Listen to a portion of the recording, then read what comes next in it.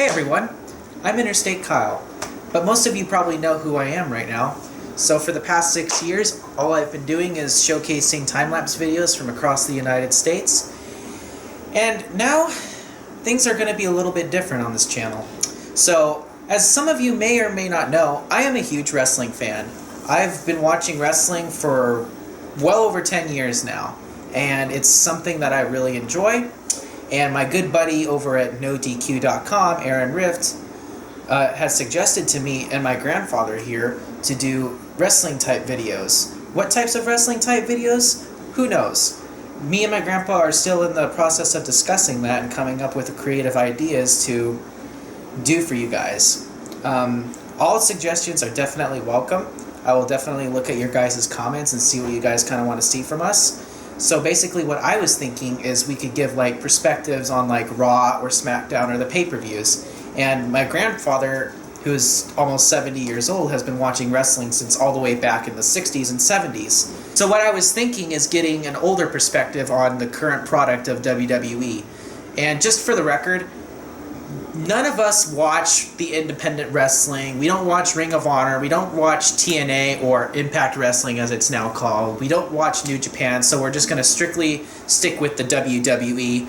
But I personally know quite a bit of history about ECW or WCW, so I personally can talk about storylines from that time period. Would you say you know a lot about WCW or ECW? I know. Like if I mention wrestlers or certain storylines, you might know what I'm talking about. Yeah, I probably would, or I can give you my comments. Like I said, I'm Kyle's grandfather, and I've been watching wrestling since I was young, pretty young. So I've got like 50 years of wrestling, not experience, but I've been watching it for a long time, and I've seen the progression of basically from the old WWF Worldwide Wrestling Federation. Right, and that's probably where I would start, because if I went back farther than that, most of this audience wouldn't know what I was talking about, and with all the really old wrestlers. But what I'm going to try to do is give you my perspective of what I think has happened to WWE at the present time. But I'm not going to get into that now.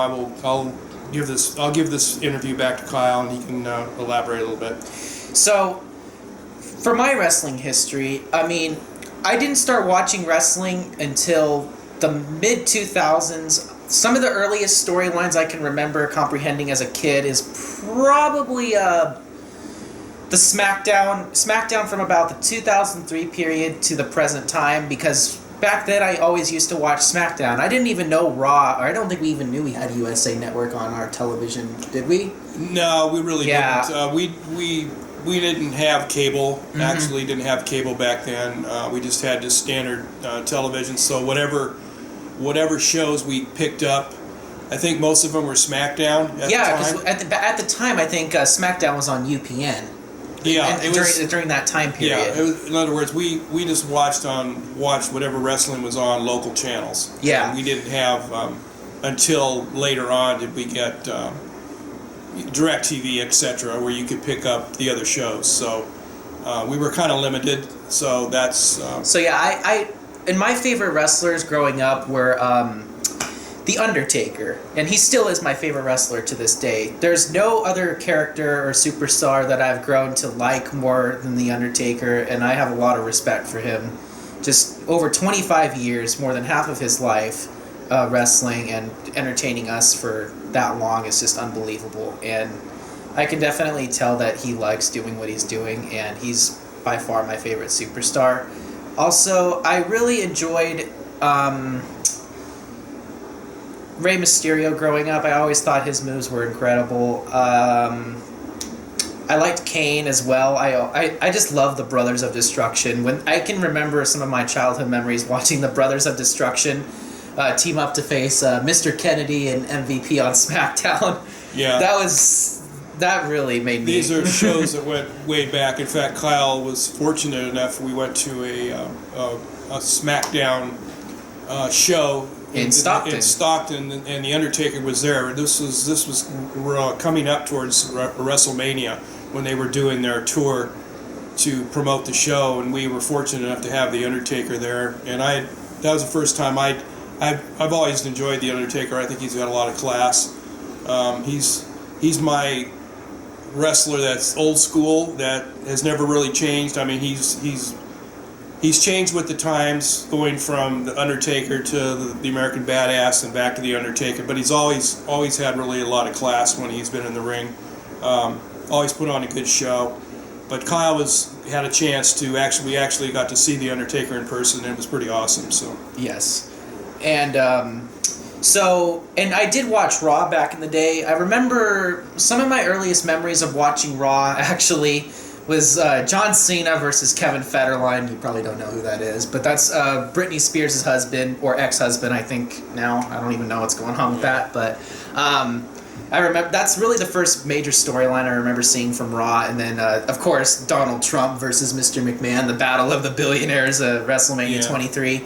WrestleMania 23 was really my first WrestleMania that I got to experience. I think that's the first WrestleMania you ever bought on pay-per-view, right? I think so. Yeah, because that's when the Undertaker won the Royal Rumble that year, and I really wanted to see him fight Batista for the world title. So yeah, Kyle's been fortunate. He's been, prior to the WWE Network, which we have now, obviously. Mm-hmm. I used to get him we used to get all the pay-per-views. I used to get the pay-per-views so he could watch those shows, and most of the time they were pretty good shows. There's been some stinkers, but I guess my biggest thing is I liked it better when it was before it was called Wrestling Entertainment, because before it used to be more structured and it wasn't as much show that they do now, but it was just kick-ass wrestling, and that's what I like. I have a hard time with some of the promotional stuff that they do now in WWE, especially on Raw, because it's a 3-hour show that's just good. I used to like Raw when it was 2 hours. Yes. I don't like the filler stuff they do right now. I don't like some of the storylines, but that's just me. Kyle still enjoys that. What would you say what would you say is one of the big reasons why you don't like watching, I guess, WWE and not NXT? Because technically it's all WWE. Or what do you not like about the main roster? Let's put it that way. Well, what is your biggest problem? My biggest problem with the roster now is the storylines. The storylines go. It's like there's half a dozen wrestlers that they focus on for months and months and months and months and months at a time. And it's like they have a lot of talent that never gets to be showcased. And it gets boring. It's a boring thing. Back in the day when I was watching wrestling, they moved on. They had storylines, but it was more raw. It was more of a raw show where they just they ad-libbed a lot of stuff, and they had really, it was just it's the sports entertainment thing that bothers me the most, I guess.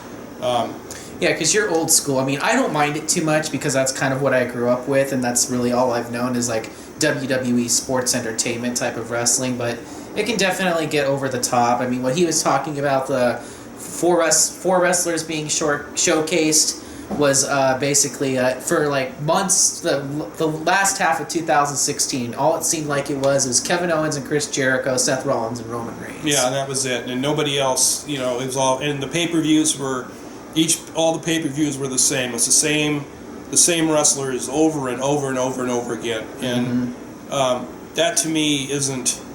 I understand why they do it. It's a business, and I like to be entertained, but I also like to watch skills. I like to watch the skills in the ring, not a bunch of guys running around trying to sell ice cream and cereal. If I want cereal, I'll go to the grocery store. If I want ice cream, I'm not going to pay $100 for an ice cream cone. I'll just go to Baskin Robbins. That's the kind of stuff that just really irks me, and I have a really hard time with it. I know it sells a lot of T-shirts, and that's where WWE's heading. But to the older person, it's just, to me, it's just boring. It's a filler. They come out and they run around the ring for 15 or 20 minutes doing just totally irrelevant stuff. I want to see the guys wrestle. I want to see their skills. And then the New Day is very talented in their own way. Yes, they are. I remember Kofi Kingston when he was a single wrestler, and he was a tremendous high flyer. Mm-hmm. Great skills. And then Big E was a good power man. Yes, he was. But three guys running around the ring and with unicorn, horns on their heads is, to me, that's fantasy land to me, and the kids love it, but I wouldn't pay $100 a ticket to go see that. Not anymore. I used to. I mean, I took Kyle to Wrestlemania 31 because it was in our hometown or close to our hometown, and it's a very expensive endeavor to go to. I'm so lucky we got to attend WrestleMania 31 and not go to Mania 32 or this one, which it's better than 32, but I still think some of the matches they're doing could be a lot better. So what wrestlers do you remember watching growing up? Oh, like what's your era? My era is pretty much the oldest wrestler I'll go back and talk about would be Bruno Sammartino, who was the world champion for a lot of years. Kyle knows more about the statistics than I do, but he was towards the end of his career. Buddy Rogers, Ric Flair when he was first coming up with the Four Horsemen, Demolition, those guys like that. That was my era growing up. And then of course the Undertaker and Kane when they were younger. Triple H when he was younger and stuff like that. That's who I remember the most. So I have a different perspective. I used to really enjoy those shows because they weren't so scripted, and it was more raw. It was raw wrestling. These guys they still cut decent promos because a lot of them were ad-libbed. They gave them a basic story, and they made it up as they went, and that's more free flowing than what you have now. Now it's like it's just a bunch of actors out there reading a script. It's way too scripted these days. I agree with that. They should let these wrestlers be more themselves out there. Like you can just tell, and I'll give a perfect example. Is Roman Reigns, is that really the real Roman Reigns out there cutting those promos? It sounds like that's not the real Roman Reigns. Like I feel like he'd be a lot more entertaining if you just let let him talk with his own personality. And that's a big problem with today's wrestlers is they're just overly scripted and it's not very believable what they're saying. And my biggest problem with the current product is it's just there's so much wrestling. Like it is literally so much wrestling per week. Between Raw and SmackDown, that's 5 hours, an hour of NXT. Yeah. You got Talking Smack and Raw Talk after Raw and SmackDown, and then sometimes on weekend pay-per-views they can go 4 hours, and there's just so much wrestling content, which is great. For $9.99, that's a great deal. No, and it is. It is. And it all leads up to WrestleMania, and hopefully they put on a good show. Sometimes they do, sometimes they don't. I'm not so sure about this WrestleMania. I have my doubts, but we'll just have to see what happens. The WrestleMania that we went to was actually a really good show. Mm-hmm. We really enjoyed it, other than trying to get out of the parking lot. But other than that, it was well worth the money. And like I said, it's a very expensive show to go to. By the time you get your tickets and you park, food, etc., it runs into a lot of money. But I told Kyle that since it was in our hometown, that he'd have the opportunity to go because he had never been to a WrestleMania and I had never been to a WrestleMania. Mm-hmm. And we had a good time. So some of my favorite superstars of the current era, or right now, is my favorite superstar right now, I would say, / wrestler, is AJ Styles. I think he is phenomenal. He really is a phenomenal wrestler. He's just got it. He really honestly reminds me of Shawn Michaels, a lot more athletic Shawn Michaels, because he's just got the overall presence. He's a decent talker. He's not the best, but he's pretty good. He's a great wrestler. He has a lot of charisma, and he just goes out there and steals the show every night. I just think AJ Styles is the cream of the crop right now. And some of my other favorite wrestlers right now are The Miz. The Miz has really grown on me in the past year as a heel. He's really come into his own, and I personally believe that The Miz is the best he's ever been right now. Yeah, The Miz is really learned how to, and maybe that's because of some of he's one of the only heels that actually gets booed. Right, and that's right. Mm-hmm. And he's a decent wrestler. He always has been, but he's really learning. He's really good on the mic now. He's excellent. He's one of the that's the problem with a lot of these wrestlers in WWE right now is they don't have they're decent wrestlers, but they don't have the good mic skills. And I think the reason is because they can't ad lib. If they would let them, it's way too scripted too. Yeah, it's too much of a scripted show. So they have to follow. They can't think. Mm-hmm. If you get a talent like CM Punk that can really talk on the mic and he can expound on issues and things. People hate him. They used to hate him. They used to love him, but he was really good on the mic. The guy that's probably one of the best on the mic that I've ever seen was The Rock. Mm-hmm. The man had phenomenal skills. He could turn a crowd. People love to go see him. That's a real skill. It's not something that you just learn overnight. It's something that you have. You either have it or you don't have it. You can learn it, but you really have to focus on it and you have to work at it. And I think the WWE should push people who have it. But they're always just going to stick to the guys that, Vince likes, like people like Roman Reigns or John Cena. And I think that's okay as long as you just don't overdo it and it becomes really redundant, which is it's just basically been the John Cena show for over a decade now. And it gets boring. It honestly gets boring. And I'm pretty sure we're going to see Roman Reigns on our television screens for definitely the next 10 years. John Cena should have been the ultimate heel, along with Roman Reigns. They are the ultimate heels because they never lose. Right, they never lose, but the problem is they're portrayed as a babyface. So they're kind of caught between. I kind of feel sorry for Roman Reigns because the man should be the ultimate heel, and he should be acting like a heel, not. He almost is because heels. Think about it. Heels never lose, and Roman Reigns is the ultimate heel because he never loses. Why do you think people cheer so much to see him get his ass kicked every week? Yeah, but the thing is that he's the ultimate heel, but they're trying to make him a babyface, and I don't think he can do it. One thing that I think about the current product is it's not very organic. Right. It's not very organic. Everything feels forced.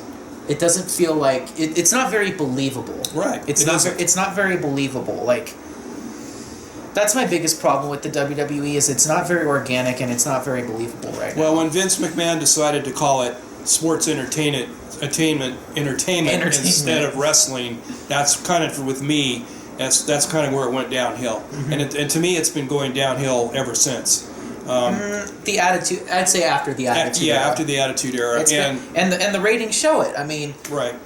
They were consistently getting, 9 million viewers per week in 2000, and now in 2017 they can barely get over 3 million? Yeah. So and it's Wrestlemania season. They should be getting the most viewers they've ever had during this time period. I think they have some really good talent right now that they're not moving on, and one of the guys that I really like right now, I'd like to see him move on, is Baron Corbin.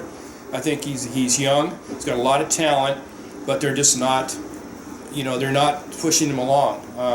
It's unfortunate. He's going into the Intercontinental title picture with Dean Ambrose, so he's fine. Yeah. It looks like he might get his first title at Mania. And so, who are your favorite superstars of the modern crop? Or let's put it this way: what are your favorite superstars of the new decade? Let's put it that way, if that's easier for you to name. My favorite modern-day superstars, and unfortunately 2 of them are now gone or retired. My top 3 superstars of this decade are AJ Styles, Daniel Bryan, and CM Punk. Okay. All 3 of them just had it. They can connect with the crowd, they are great in the ring, and they just have it, in my opinion. I think one of my superstar. Well, I don't like calling this. I don't like calling them superstars either. I hate that. But that's what Vince likes. Mm-hmm. I really like Randy Orton. I think for a third generation superstar or wrestler, he's got really good skills. I really enjoyed watching his father wrestle, Cowboy Bob Orton. He was really good. Mm-hmm. I guess I was always a Undertaker fan all the way through. The Kane, I really liked Kane. I like Bray Wyatt. I like Bray Wyatt's character. I don't know what they're going to do with Bray now, but he's. Do you think Randy should beat him at WrestleMania? Kind of caught between a rock and a hard place because Randy Orton is hot right now, in the sense that I would like to see. I don't think the problem is if Randy, no pun intended on the hot, by the way. if Randy Orton beats Bray Wyatt, the problem I'm going to have is that what are they going to do with Bray Wyatt? He's either going to come up with another family. He's kind of locked into a character that's really hard to spin and make him a babyface. I don't know. I would disagree with that. I think Bray Wyatt has the fan connection to make him a great babyface. I mean, when you see him come out, you see people on their cell phones, they're doing the Firefly thing. Yeah, that's fine. I agree with that. And they chanted, "You deserve it" on the SmackDown. He won the world title. I agree with you that he deserved the title, but I don't know what's going to happen with him once he loses the title and he has to go back to either trying to, they've made it to where he's going to have he's had a nervous breakdown now because he's lost his mojo. I call it mojo right now. If Randy Orton beats him, then I don't know what they're going to do. It's almost like going back a little bit because it's like you're trying to push the new generation of superstars, but on the other hand, Randy Orton is on fire right now. No pun intended. Yeah, Randy Orton is really he's back he's heading up the plateau again. Mm-hmm. And he puts on a good show. And he hasn't really been in the main event scene since he lost the world title to Daniel Bryan at WrestleMania 30. Right. So I do like The Miz.